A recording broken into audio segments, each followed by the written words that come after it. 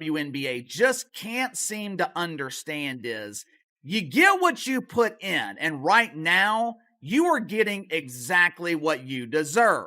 The moment rumors surfaced that Caitlin Clark could potentially consider playing in Europe, the reaction inside and around the WNBA revealed far more than anyone intended. Instead of excitement about women's basketball expanding globally, the dominant response felt like fear. That fear is telling. When a single player merely exploring options causes anxiety about ratings, relevance, and league momentum, it exposes how central that player has become to the product. This was not a normal off-season rumor. It became a referendum on how much the league currently relies on Caitlin Clark to sustain attention, growth, and engagement. If Clark were truly just another talented player, this conversation wouldn't exist at this level. Or don't y'all want a greater profile? Don't y'all want more notoriety? Don't y'all want more hype?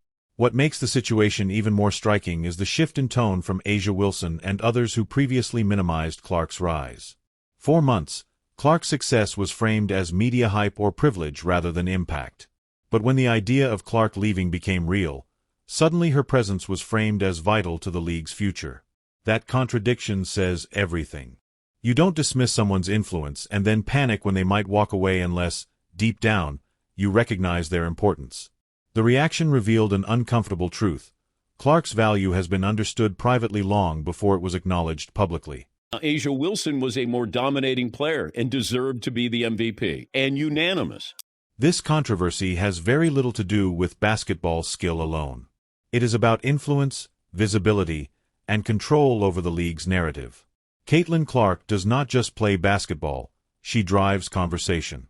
She brings casual fans, national media, and non-traditional audiences into the WNBA ecosystem. That kind of pull is rare, and it disrupts existing hierarchies. For players who spent years grinding without this level of attention, the sudden shift feels unfair. But fairness has never dictated fandom. Audiences decide who captures their interest, and right now, Clark does that better than anyone else in the league. Caitlin is fantastic, and I think she's going to have an incredible career in the WNBA. There are women that were worthy of coverage prior to her arriving, and I just will not be silenced when it. A'ja Wilson is an elite, dominant player and fully deserved her MVP recognition. That should never be questioned. But the league's biggest internal conflict stems from confusing best player with biggest draw. Those are not the same thing, and they rarely are in sports history. The panic surrounding Clark's potential Europe move proves that distinction clearly. The league's concern was not about losing talent, it was about losing attention. That alone tells you who currently moves the needle. How do you miss an opportunity like that? How do you not capitalize? It doesn't make any sense at all. And playing the politics where, oh, we need to release A'ja's shoe first. Well, no, it's not Caitlin's fault that you haven't done anything for A'ja yet. There is also an entitlement issue quietly growing within the WNBA. Some players believe attention should be evenly distributed because everyone works hard and sacrifices. While that feeling is understandable, it does not reflect how sports operate. Fans do not watch out of obligation. They watch because they feel something. Caitlin Clark generates emotion, excitement, debate, anticipation, even controversy. Those emotions create engagement. You cannot shame fans into caring, and you cannot demand hype simply because you are accomplished. Caitlin Clark's the most valuable, most important person in the WNBA this year, and should have been unanimous rookie. Before Caitlin Clark entered the WNBA, the league had exceptional talent, including A'ja Wilson, but it lacked sustained mainstream buzz. Attendance was inconsistent, media coverage was limited, and cultural relevance came in waves rather than momentum. Clark did not erase the contributions of those who came before her. She amplified them by bringing more eyes to the product. She expanded the ceiling of what was possible. That is not disrespect, it is evolution. Every league has a catalyst moment, and Clark represents that moment for the modern WNBA. Years old, 1,000 points in the regular season. Why is that not the biggest story out at the moment? Exactly. Why are we talking about Caitlin Clark? Why when A'ja was releasing a shoe were we talking about? Jealousy in professional sports rarely appears as outright hostility. More often, it shows up as subtle dismissal, coded language, or resistance to opportunity. A'ja Wilson presents herself professionally and often gracefully, but frustration has become visible. When a younger, newer player instantly becomes the face of the league, it challenges expectations built over years. That emotional tension is human, but how it's handled matters.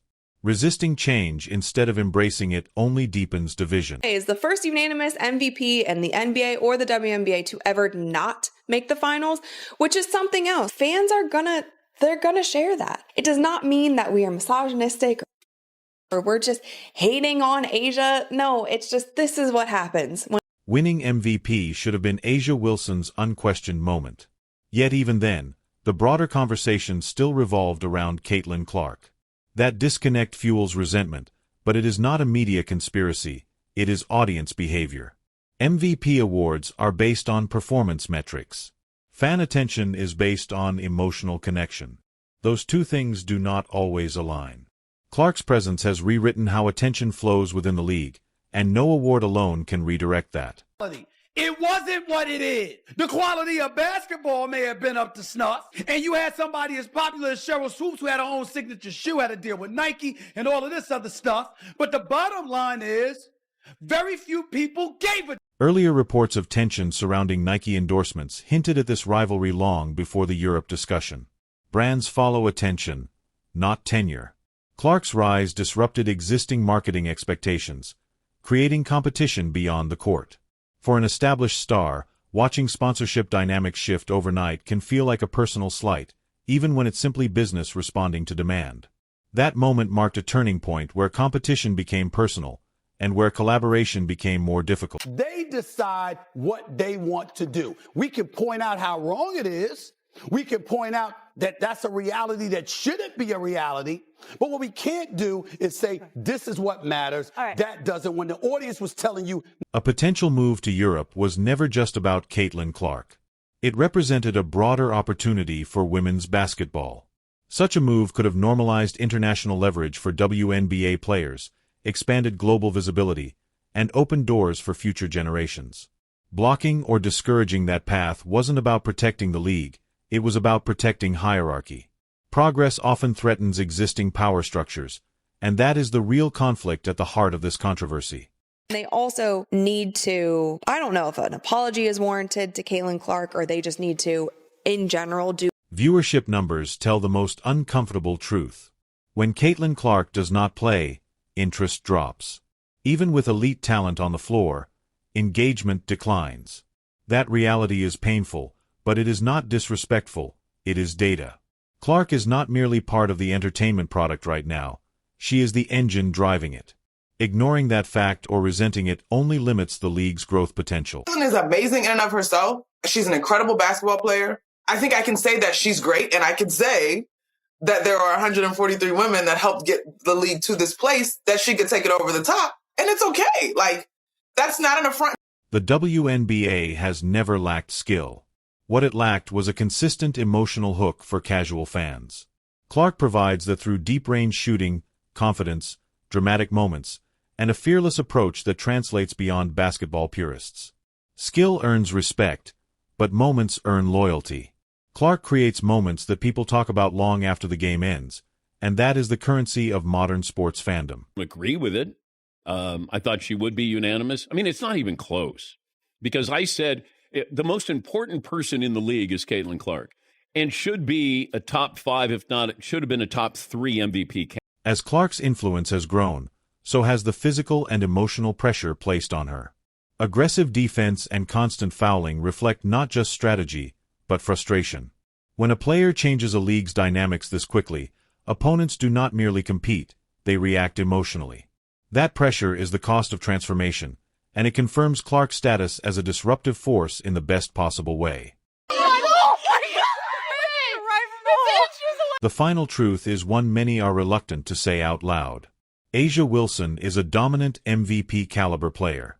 Caitlin Clark is the most important figure in the WNBA today. Both statements can coexist. The league grows fastest when excellence and influence are allowed to complement each other instead of competing for validation.